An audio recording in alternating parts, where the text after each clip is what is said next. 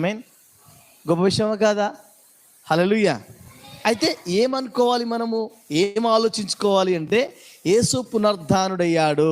యేసు పునరుద్ధానుడు కావడం వల్ల నాకు ఏమి లాభము అని నేను చెప్పాను ఆదివారం రోజు. యేసు పునరుద్ధానుడు కావడం వల్ల ఆయన ఒక్కడే మరణంలో నుండి లేవలేదు, ఆయన మనల్ని కూడా లేపుతున్నాడు.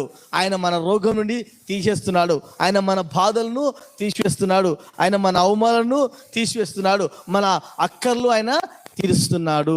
అయితే యేసు పునరుద్ధానుడు కావడం వల్ల కలిగింది ఏంటంటే, మొదటిసారిగా ప్రత్యక్షమైంది మగ్దలేని మరియకు. ఆమేన్. ఆమె ఎట్లా గుర్తుపట్టింది? మరియా అనగానే ఎట్లా గుర్తుపట్టింది? ఇప్పుడు పాస్టర్ అమ్మ మిమ్మల్ని పిలిచింది అనుకో, గంగా సిస్టర్ అన్న అనుకో, రిబ్కా సిస్టర్, నీల సిస్టర్ అన్న అంటే ఏమవుతారు మీరు?